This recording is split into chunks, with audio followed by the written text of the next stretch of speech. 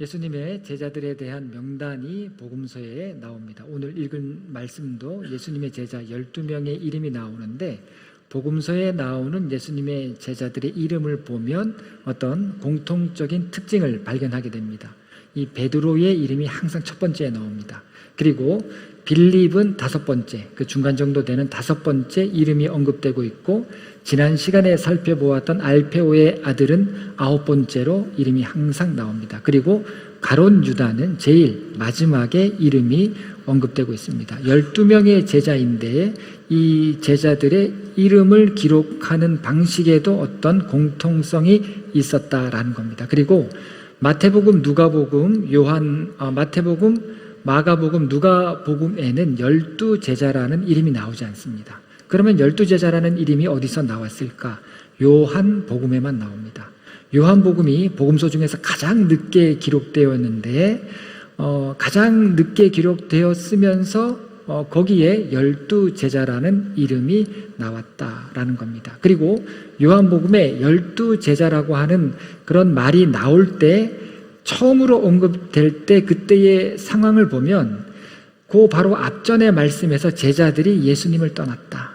예수님이 제자가 되겠다고 12명 외에 더 많은 사람들이 제자가 되겠다라고 자청했는지 어땠는지는 정확히 나오지는 않습니다만 왔는데 실망한 거예요. 실망해서 많은 사람들이 떠났다라는 말을 요한이 증거하면서 12제자라고 하는 그런 언급을 첫 번째로 하게 됩니다. 그러니까 12명은 안 떠났다는 거예요. 12명은 안 떠나고 남았다라고 하는 그런 의미의 강조로서 12제자를 언급하고 있는 것을 보게 됩니다. 그리고 또 하나의 특징이 있습니다. 그 특징이 뭐냐면 12제자의 이름이 언급될 때 어떤 그룹이 형성되어 있다라는 겁니다. 첫 번째 그룹은 베드로, 세베대의 아들 야고보와 요한, 그리고 안드레입니다. 이 네 명은 어부였습니다. 어부였다가 제일 처음에 제자로 부름을 받았는데 이들이 첫 번째 그룹을 형성합니다. 두 번째 그룹은 그 다음이죠. 빌립, 바돌로메, 마테, 도마가 두 번째 그룹을 형성합니다. 그리고 세 번째 그룹이 나오는데 세 번째 그룹은 알페오의 아들 야고보, 다데오, 시몬, 그리고 가룟 유다, 이렇게 네 명이 세 번째 그룹을 형성합니다. 그러면 여러분들 이제 눈치채셨을 겁니다. 지금 12제자에 대해서 설교를 하고 있는데 제가 지금 몇 번째 그룹을 다루고 있습니까? 세 번째 그룹을 다루고 있습니다. 다데오, 가롯이 아닌 유다라 불렸던 다데오와 그리고 지난주에 살펴보았던 알페오의 아들 야고보, 그리고 오늘이 시몬입니다. 이 세 사람의 특징이 또 있습니다. 이 세 사람의 특징이 뭐냐면 아마 열심당원이었을 것이다. 오늘 성경 말씀의 제목이 셀롯이라는 시몬이라고 하는 그런 제목인데 열심당원이 셀롯이라고 하는 그런 말의 의미입니다. 성경에는 정확하게 열심당원은 시몬이었다라고만 나오는데 다른 두 사람, 야고보, 알페오의 아들 야고보와 다데오도 전승에 의하면 이 사람들도 열심당원이었다라고 하는 그런 기록들이 나옵니다. 그래서 이 열심당원들은 좀 특별한 인물들이죠. 이런 사람들이 어떻게 예수님의 제자가 되었을까 의아함이 들 정도로 특별한 그런 인물들이었습니다. 성경에서 열심당원은 셀롯이라고 하는 이름으로도 나오고 열심당원으로도 나오고 가나나인이라고 하는 그런 말로도 나옵니다. 여러분, 이들을 가장 쉽게 이해할 수 있는 방법은 이들은 독립투사였다라고 보시면 됩니다. 제가 감리교신학교를 나왔는데 학교를 다니면서 학교가 이렇게 열악한가 하면서 부끄러움을 느꼈던 그런 기억이 있습니다. 학교를 졸업할 때, 학부를 졸업할 때 이제 졸업사진을 찍는데 보통 학교에서 찍지 않습니까? 여러분들 대학 다닐 때 생각해 보세요. 어디서 찍으셨는지 모르겠습니다만 저희는 학교가 아니고 서대문 독립공원에 가서 찍었습니다. 학교에 모여서 다 양복 입고 또 여학생들은 정장 갖춰 입고 다 같이 서대문 독립공원으로 가서 거기서 개인 사진도 찍고 단체 사진도 찍고, 그래서 제가 요즘에도 대학 때 사진 잘 안 봅니다. 뒤에 보면 배경이 흐릿하게 있는데 그게 막 독립운동하는 그런 배경입니다.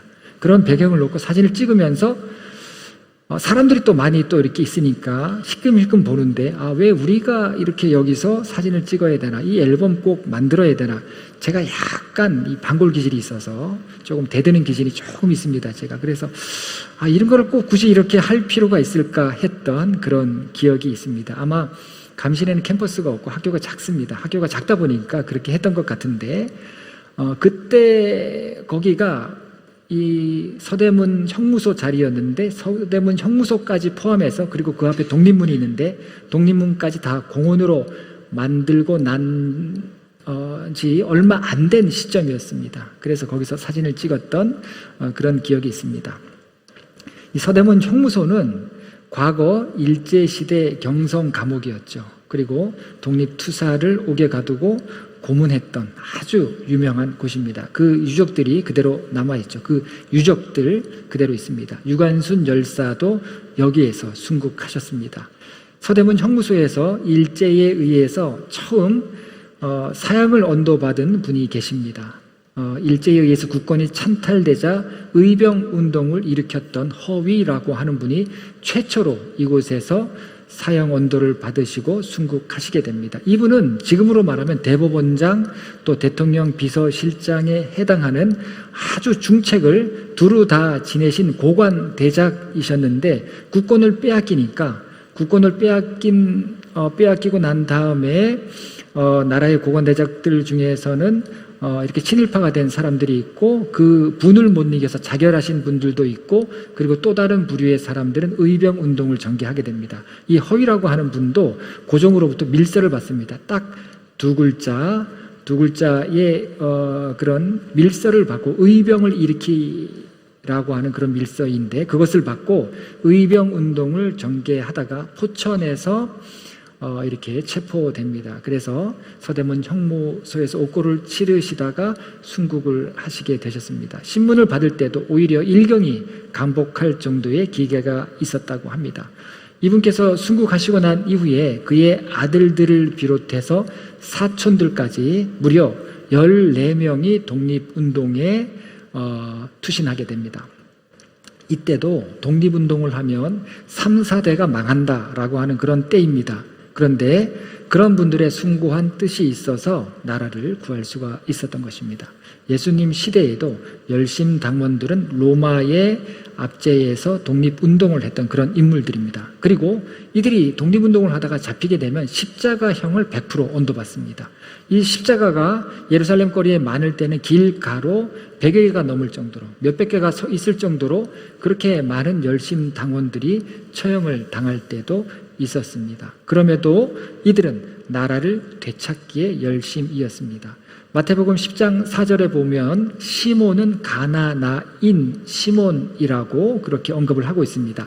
가나나인이라고 하는 이 뜻은 뭐냐면, 열심당을 뜻하는 아람어를 헬라어로 바꿔서 불었을 때 가나나인이 됩니다. 그러니까 마태복음을 지은 마태는 유대인이었기 때문에 이 아람어를 사용했죠. 아람어를 사용했는데 이 말을 헬라어로 옮긴 단어로 가나나인이라고 기록을 했던 것입니다. 셀롯이라고 하는 그런 말 자체도 헬라어입니다. 열심이 있다, 질투가 있다라고 하는 그런 의미인데, 국가에 대한 열심 혹은 지배국인 로마에 대한 질투로 해석할 수가 있는 것입니다. 이들은 로마로부터 로마 무력을 쓰더라도 독립하고자 하는 그런 남다른 열망이 이들에게 있었던 것입니다. 예수님의 제자 중에는 이렇게 과격한 사람들도 있었던 것입니다. 이들은 항상 칼을 차고 있었고, 기습적인 공격을 언제든지 감행할 준비가 되어 있는 그런 사람들이었습니다. 어쩌면 이런 부류의 사람들이 더 예수님의 가르침과 예수님의 사역에 됐을 가능성이 높습니다. 왜냐하면 예수님이야말로 자신의 목적을 이룰 분으로 생각을 했던 것입니다. 열심당원의 뿌리는 바리새파입니다. 항상 극단으로 치닫는 사람들을 보면 경전을 해석하는 데 있어서 극단적으로 해석을 하죠. 열심당원들도 이 바리새파, 경전, 율법을 중요시하는 그런 사람들로부터 분파되어서 나오게 되죠. 이 바리새파 중에서 아주 율법에 충실하고 열정적으로 헌신했던 자들이 더 극단적으로 열심당원이 되었습니다. 사실 모순이죠.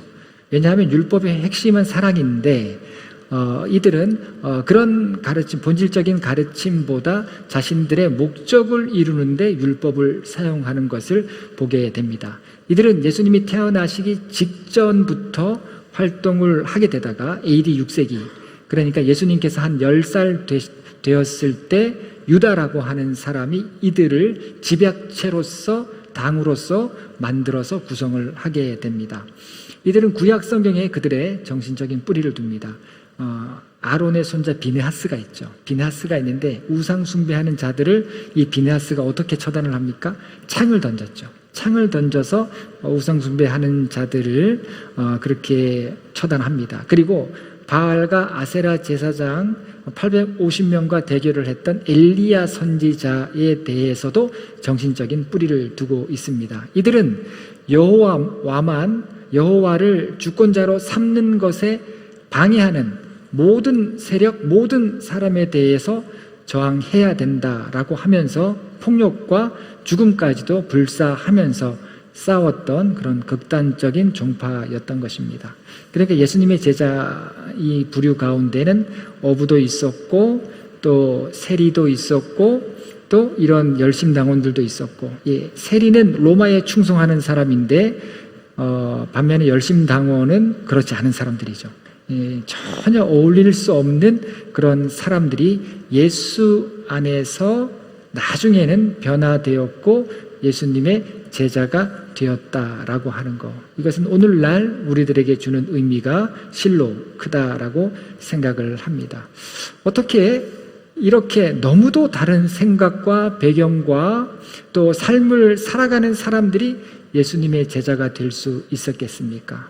여러분, 그래서 신앙생활은 내 생각이 아니고 항상 예수님한테 많이 물으셔야 돼요. 많이 묻고 예수님한테 배우셔야 됩니다. 말씀 묵상하면서 신앙생활 하는 것이지, 여러분, 사람으로 사람의 친분과 인맥으로 신앙생활 하는 것이 아니다라고 하는 것을 여러분 이런 부분을 통해서 알게 됩니다. 물론 베드로와 또 안드레는 형제였죠. 예수님의 제자들 가운데 형제들이 있었습니다. 그리고 서로 알고 지냈던 사람들이 분명히 있었지만, 그러나 그 가운데에는 한 자리에서 식사할 수 없는 그런 사람들도 분명히 존재했다라는 것입니다. 소문의 벽이라고 하는 그런 소설이 있습니다. 이 소문의 벽, 주인공이 있는데 주인공이 어린 시절에 살았던 그런 마을은 국군과 인민군이 뒤섞여서 찾아오는 그런 마을입니다. 저도 저희 아버지께 6.25에 대한 이야기를 참 많이 들었습니다. 인민군이 들어왔다가 또 나중에 국군이 들어오고, 저희 이제 아버지는 늘 하셨던 말씀이, 국군이 들어왔을 때 우리 가족이 몰살 안 당한 게 천만다행이다. 할머니가 인심을 많이 베풀어서 살아남을 수 있었다. 왜냐하면 평창에서 살았는데 아버지 누님이 그 당시 영등포 방직 공장에서 일을 하고 있었습니다. 태백산맥이라고 하는 책을 보면 영등포 방직 공장은 그 당시 뭐 이런 말씀 드리면 좀 그렇지만 빨간 사상이 물들었던 그런 곳이었습니다. 6.25가 되고 인민군들이 내려왔는데, 전쟁이 났다라고 하면서 피난을 내려오고 나중에 인민군이 내려왔는데 보니까 누님이 곤충을 차고 내려온 거예요, 고향에. 어떻게 된 겁니까? 할머니가 난리가 난 거예요. 너 때문에 다 죽게 생겼다고 뭐 해도 뭐 꿈쩍도 안 하죠. 그래서 학교에 인민군이 주둔하고 있었는데 저희 아버지는 배가 고프니까 누님한테 가서 밥을 얻어먹었던 그런 기억들. 가보니까 책상으로 단을 높이 쌓아두고 사람을 그 위에 올려놨다라는 겁니다. 이 지주라고 하는 사람들, 그 위에 올려놓고 인민군들이 발로 책상을 꽉 차면 어떻게 됩니까? 사람이 떨어지는 거죠. 그런 일들을 반복하는 것을 목격했다. 자, 그런데 나중에 그 누님이 큰아버지 2명도 다 인민군에 입대시킨 거예요. 근데 나중에도 국군이 들어왔습니다. 어떻게 됐겠습니까? 뭐 이거는 뭐 말할 것도 없죠. 그런데 다행히 할머니가 인심을 많이 베풀었다는 거예요. 인심을 많이 베풀어서 살아남을 수 있었다. 제가 말씀을 드리다가 인민군 얘기가 나와서 너무 삼천포로 설교가 이렇게 좀 빠져들었는데, 사실 이런 얘기가 또 설교하면 더 재미있는데 설교의 본질하고는 별로 상관이 없습니다. 주인공이 어린 시절에 살던 마을도 국군과 인민군이 뒤섞여 찾아드는 그런 마을인데 어느 날 밤에 낯선 사람들이 찾아와서 주인공과 함께 있던 어머니에게 전지불을 들이댑니다. 후라시불을 들이대면서 묻습니다. 너는 누구 편이냐? 밤에. 아이도 아이 엄마도 아무 대답을 할 수가 없죠. 왜냐하면 그렇게 묻는 사람들이 국군인지 인민군인지 분간할 수 없었기 때문입니다. 너는 누구 편이냐? 이 질문은 어떤 견해나 성향을 묻는 질문이 아니죠. 대답을 어떻게 하느냐에 따라서 친구가 될 수도 있고 나를 공격하는 적이 될 수 있는 그런 질문입니다. 아주 무섭고 아주 숨막히는 그런 질문인 것입니다. 너는 누구 편이냐? 선에 갇힌 인간, 선 밖의 예수라고 하는 그런 책도 있습니다. 여러분, 우리 사회에는 양극화가 굉장히 심한 그런 사회이죠. 이 편가르기에 함몰되어 있는 사회이다라고 해도 과언이 아닙니다. 그 영향을 교회도 고스란히 받고 있습니다. 그래서 선에 갇힌 인간, 선 밖의 예수, 이것은 그런 어떤 세상적인 영향을 받는 교회를 향해서 주시는 아주 중요한 메시지를 전달하고 있습니다. 여러분, 교회 안에만 선이 그어져 있는 것은 아닙니다. 우리나라 땅덩어리에도 삼중철책으로 이렇게 선이 그어져 있습니다. 또한 눈에 보이지 않는 우리를 갈라놓는 무수한 선들이 많이 있습니다. 사람에 따라서, 가치관에 따라서 이 선들은 양보할 수 없고 철회할 수 없는 그런 선이 있다는 겁니다. 분명한 것은 예수님께서는 인간이 그어놓은 선 밖에 계셨다라는 겁니다. 여러분, 열심당원인 사람들을 어떻게 제자로 부르시고 세리와 같은 사람들, 죄인 취급받고 매국노와 같은 그런 취급을 받았던 사람들을 어떻게 제자로 부르실 수가 있겠습니까? 또 직업이 전혀 다른 사람들, 배경이 다른 사람들을 어떻게 제자 그룹으로, 하나된 그룹으로 불러 모으실 수가 있었겠습니까? 인간이 그어놓은 선 밖에 예수님께서는 계셨던 것입니다. 그렇기 때문에 모든 사람이 예수 아래에 꿇어 엎드릴 때 제자가 될 수 있었던 것입니다. 예수님의 제자 중에도 시몬이라고 하는 이름이 2명 있었습니다. 여러분, 이번 기회에 예수님의 12제자 이름 꼭 외우시기를 바랍니다. 근데 외워도 조금 시간이 지나면 또 잊어먹게 되는데, 이번에 리더십 리트릿을 할 때 교구마다 특송을 했습니다. 교구마다 특송을 하고 남성교회도 특송을 하고 시간마다 이렇게 특송을 했는데 참석 못하신 분들 대부분 참석 못하셨겠지만 그래도 이 특송이 참 은혜가 됐습니다. 특송이 은혜가 됐는데 그중에 소망 지역에서 특송할 때 아주 오래된 찬양을 불렀는데 이게 또 그렇게 기억에 남았습니다. 이 12제자 베드로와 요한, 안드레, 요한, 저도 이름을 가사가 맞는지 모르겠습니다. 예. 그래서 하여튼 12제자 이름을 찬양해서 아주 신선했습니다. 아마 교구에서 특송 헌금송 할 때 그거 할 겁니다. 제가 그거 꼭 한번 하라고 소망지역에 부탁을 했는데, 여러분, 이번 기회에 12제자의 이름과 면면을 기억해 두시면 좋을 것 같습니다. 기억하기가 쉬운 게 시몬도 2명입니다. 시몬도 2명, 야고보도 2명이에요. 유다도 2명입니다. 그러면 이미 절반은 다 외운 거죠. 그런데 2명의 시몬 가운데 1명은 예수님께서 이름을 바꿔주시죠. 베드로로 이름을 바꿔주십니다. 그러니까 6명은 그냥 이름이 외워지게 되는 겁니다. 시몬은 정치적인 목적이 분명했던 그런 사람들입니다. 여러분, 이런 사람은 어떤 그룹에 들어가서 어울리기가 참 쉽지 않습니다. 참 어렵습니다. 본인 스스로도 어렵고 다른 사람도 어렵습니다. 왜냐하면 정치적인 목적이 분명하기 때문에. 그런데 예수님의 생각과 사고는 우리를 뛰어넘죠. 아마 그런 정치적인 목적이 그의 신념이 되었기 때문에 예수님께서 그를 제자로 선택하신 것은 아닐까 하는 생각을 하게 됩니다. 분명한 것은 예수님께서 원하는 제자들을 선택하셨다라고 했는데, 시몬을 선택하신 이유가 성경에는 분명히 나오지 않지만 시몬의 성향을 볼 때 한 가지 목표를 위해서 자신의 목숨까지도 포기할 수 있는 사람, 그런 용기가 있죠.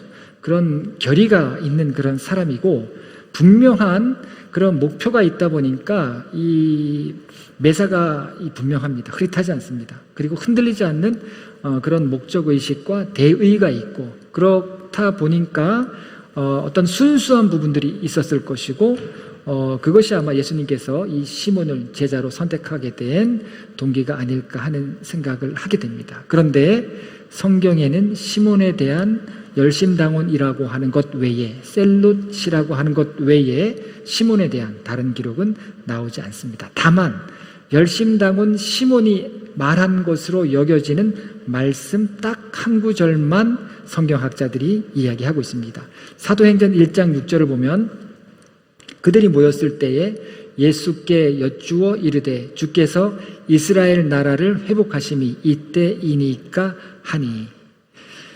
자, 사도행전 1장은 예수님께서 이제 승천하시기 직전에 감람산에서 제자들을 모아두시고 마지막으로 당부의 말씀을 하시고 승천하셨던 그 아주 중요한 상황이 기록된 그런 말씀입니다. 자, 예수님께서 뭐라고 말씀하셨냐면 예루살렘을 절대 떠나지 마라. 그리고 내가 너희에게 약속한 성령을 기다리라 라고 말씀을 하십니다. 그렇게 말씀하시자마자 이름을 알 수 없는 한 제자가 이스라엘 나라를 회복하심이 이때이니까 라는 그런 질문을 했던 것입니다. 성령이 너희에게 곧 오시리라 라고 했는데 이스라엘을 언제 되찾을 수 있겠습니까? 이렇게 질문을 한 거예요. 전혀 상황에 맞지 않는 그런 질문을 했습니다. 그래서 성경학자들은 이 질문은 반드시 시몬 같은 사람, 열심당원이 했을 것이다. 그렇게 말하고 있는 것입니다. 이스라엘을 회복하다. 회복하다의 원어적인 의미는 되찾다입니다. 그러니까 이스라엘을 언제 로마로부터 되찾을 수 있겠습니까? 예수님께서 이제 마지막으로 말씀을 하시고 이제 제자들 곁을 떠날 것 같으니까 너무 조급한 나머지 자기 속마음에 있었던 생각을 그대로 드러냈던 겁니다. 예수님의 제자 중에서 자기 나라 이스라엘에 대한 의식이 이 정도로 강한 사람은 열심당원밖에 없습니다. 그러면 시몬이에요. 열심당원이라고 분명히 나온 사람은 시몬이기 때문에 시몬밖에 이런 질문을 할 사람이 없다라는 것입니다. 성령을 기다리라 라고 했는데 이스라엘은 언제 되찾을 수 있겠습니까? 여러분, 예수님께서 십자가에 달려 죽으시고 부활하셔도 변화되지 않는 거예요. 도마가 의심했죠. 그리고 이 시몬도 어떻게 합니까? 지금 부활하신 주님과 대화하고 있는데도 자기 세상적인 그런 생각들, 또 세상적인 그런 자기의 뜻을 절대 포기하지 못하는 그런 인간의 모습을 보게 됩니다.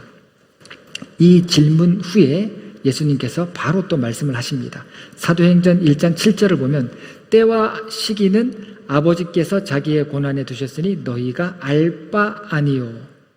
이스라엘이 언제 회복될지 그건 하나님께서 하실 일이다 라고 말씀을 하시면서 사도행전 1장 8절에서 정말 중요한 말씀을 하시죠. 오직 성령이 너희에게 임하시면 너희가 권능을 받고 예루살렘과 온 유대와 사마리아와 땅끝까지 이르러 내 증인이 되리라 하시니라. 지상 대명령을 말씀하셨습니다. 나라를 로마로부터 언제 되찾을 수 있는지 그때와 시기는 오직 아버지만 아시며 너희는 그런 데 관심을 두기보다 성령을 받고 주님께서 명하시는 그런 증인이 되라 라고 하시는 것을 말씀하셨던 것입니다. 열심당원 시몬은 하나밖에 없는 자기 목숨까지도 나라를 위해서 바칠 수 있는 그런 각오가 있었던 사람, 가족도 버릴 수 있는 그런 인물이 열심당원 시몬이었습니다. 그리고 그의 뜻에 반하는 그런 사람이 있다면 그 사람을 처단하는 것 또한 주저하지 않는 그런 사람이었습니다. 그런 결기가 있었던 만큼 자기 목숨도 내놓고 다녔던 그런 인물이었습니다. 하지만 주님께서 시몬의 질문 이후에 주님께서 말씀하셨던 것은 이제 너의 관심과 목표는 주님께서 새롭게 주신 관심과 목표로 바뀌어야 함을 말씀하신 것입니다. 이스라엘이라고 하는 나라가 언제 회복될지 그런 세상적인 관심, 네가 도저히 포기할 수 없는 부활의 주님을 만나고서라도 세상적으로 포기할 수 없었던 그 너의 관심이 이제는 성령으로 말미암아 변화받아서 하나님 나라가 언제 임할지에 대한 관심으로 변화되기를 바라신 것입니다.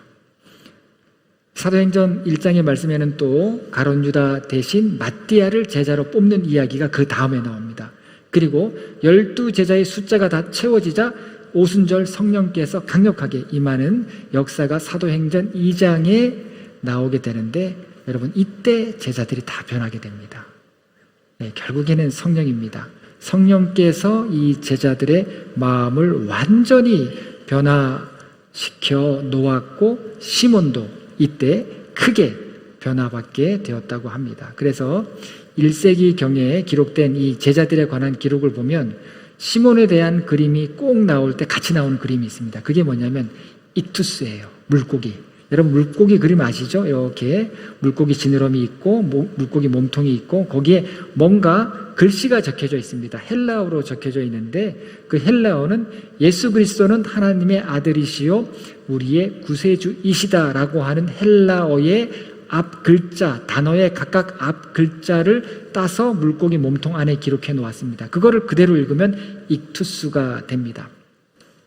익투스 그림에 항상 시몬이 나온다라고 하는 것은 열심당원이었던 시몬, 세상 나라와 세상에 대한 목적을 포기할 수 없었던 시몬, 누구보다 자기 열망과 자기 확신에 가득했던 사람이 예수님의 말씀대로 성령이 임했을 때 성령으로 변화되어서 하나님의 나라를 회복하기 위해서 그의 나머지 인생을 드렸고 자기 생명이 다하도록 구원자이신 예수 그리스도를 증거했다는 그런 뜻일 것입니다. 어떤 문서에서는 이 시몬이 처음에 이집트로 가서 복음을 전했고 이후에는 페르시아, 유럽 땅도 들렀다가 페르시아 땅으로 가서 지금의 이라크, 이란 지역이죠. 그쪽으로 가서 복음을 전하다가 이교도들에 의해서 순교를 당했다라고 그렇게 기록을 하고 있습니다. 여러분 어쩌면 우리도 예수님을 따르고 또 예수님의 제자이다라고 그렇게 말은 하지만 시몬처럼 속마음은 다를 수 있습니다. 아직도 우리 마음속에는 세상적인 내가 포기할 수 없는 그런 관심과 목적들, 그런 욕망들이 우리 안에 자리 잡고 있을 수 있습니다. 여러분 우리가 어떻게 해야 변화받고 예수님의 12제자처럼 예수님께서 가신 길을 걸어가는 제자의 삶을 살 수 있겠습니까? 여러분 우리도 각자 선을 그어놓고 있습니다. 선을 그어놓고 그 안에 스스로를 가두고 사는 것은 아닌지 모르겠습니다. 여러분 오직 성령만이 내가 갇혀있는 그 선들로부터 밖으로 나오게 하실 것입니다. 오직 성령이 우리 마음속에 임하시고 성령이 내 마음을 주장하게 될 때 우리는 예수님의 참된 제자가 될 것입니다. 여러분 그런 의미에서 날마다 우리가 사모해야 될 것, 저는 다른 것이 아니라고 생각합니다. 내 심령이 성령을 받는 거예요. 내 심령이 성령의 다스림 가운데 있어야 되는 것입니다. 내 심령으로부터 하나님을 의지하는 삶, 하루를 시작할 때, 하루를 마감할 때, 매 순간에 순간순간마다 하나님을 의지하는 삶, 내 건강도, 내 물질도, 내 가정도, 내 자녀도, 내 육신도 모든 것이 내 것이 아니라 하나님의 것임을 내가 믿습니다. 하나님 나를 주장하여 주시옵소서. 그런 간절함이 우리에게 있을 때 성령이 역사하시고 성령께서 우리를 제자의 삶으로 이끌어 가실 줄로 믿습니다. 시몬에게 있었던 삶의 방향 전환과 그리고 그 이후에 성령에 이끌려 살았던 그의 삶이 무뎌진 우리의 신앙과 삶의 큰 영적인 도전이 되기를 간절히 바라겠습니다. 아멘. 기도하시겠습니다.